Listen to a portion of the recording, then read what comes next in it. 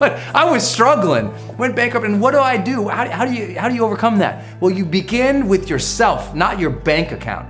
Because look, if your self-worth is low, your value in the marketplace will always be as low.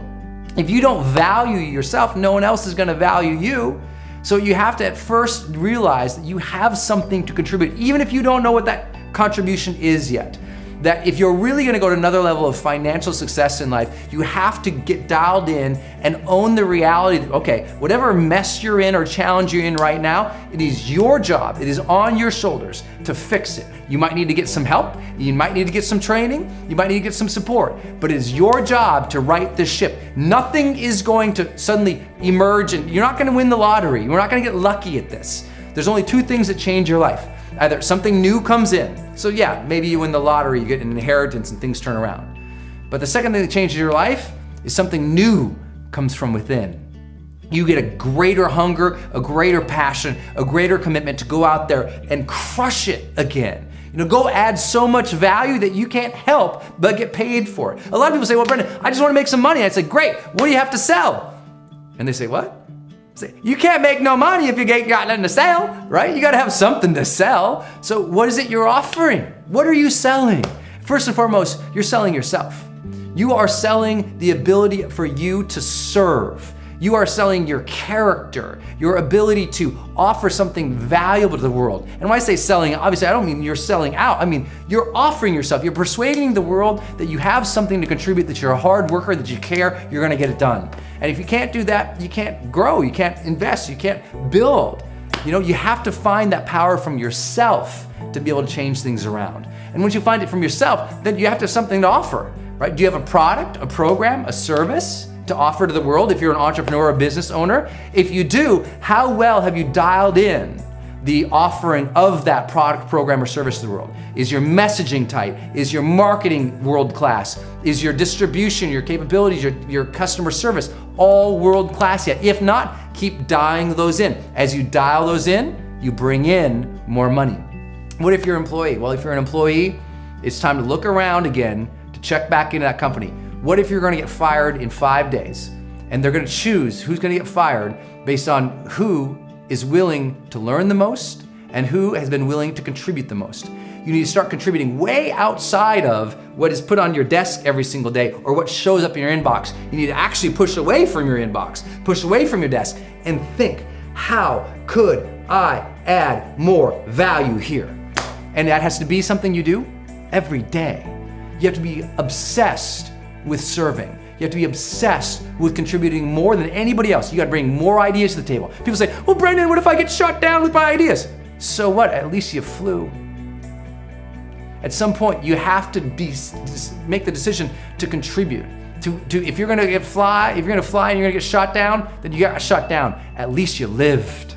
You know, go contribute more at work. Look around. Who else could you help? Who else could you contribute to? Who else could you mentor and bring up? How can you become the linchpin in the organization in some way or another to keep climbing and serving and adding value? You deserve that because at minimum, that's what makes employment or work fun. You know, taking care of people, adding value, giving new ideas. And if you're one of those people who's like, you don't understand, I have this bad boss, or look, I've had terrible bosses in my life too and got over it.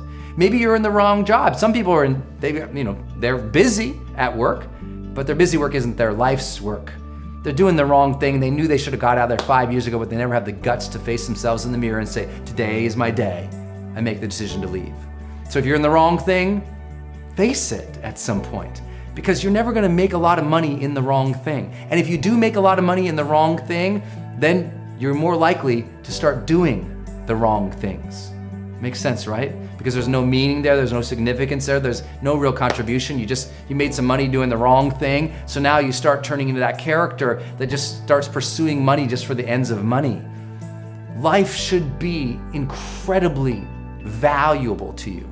If you really value your days, like that day becomes valuable. So because your day is valuable, you get stuff done. You know why a lot of people end up feeling really broke is because they're not valuing their day. They're broke because they added no value to their day. They were reading celebrity gossip magazines. They were screwing around online. They were doing nothing that actually moved the needle in terms of their personal progress and their professional progress. So value this day. You want to make more money? Get serious about tomorrow. Value that day. Ask how you can add more value into the day. Really work the day. And as you do that over and over and over again, you ask, how can I serve? How can I contribute? How can I take it to the next level? You do that long enough, poof, the breakthrough happens, the magic happens, and the money takes care of itself.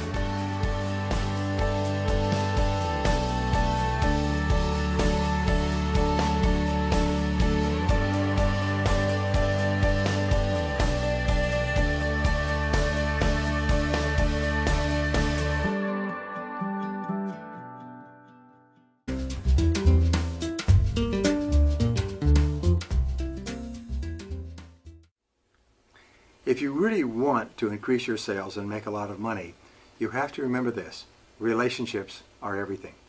Theodore Levitt of the Harvard Business School, who wrote the book Marketing Myopia, Why It Is That Salespeople Fail, talked about the fact that in the 21st century, relationships are everything.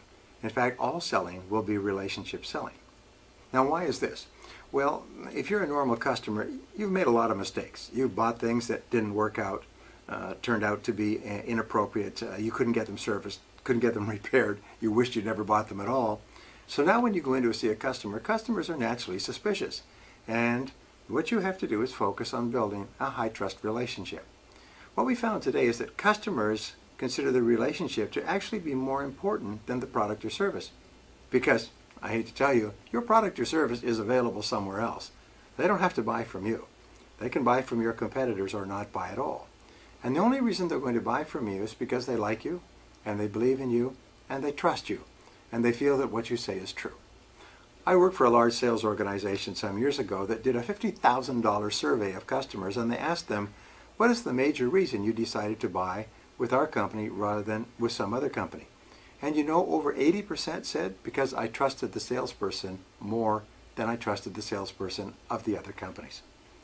So remember this, that because of product or service complexity, I don't know how your product or service is made or serviced or built, or your back end or your management or anything else. Because of all that, I have to hang my hat on something, so I make my decision based on how I feel about you. As far as the customer is concerned, the relationship comes first. So when you go into a sales situation, instead of talking about your product or service, instead of jumping right into the subject, take the time to ask a lot of questions about the prospect and the prospect situation, and get to know and understand the prospect and what he or she needs and wants and is concerned about before you ever start talking about your product or service. That's the key to building great relationships. That's the key to building great sales.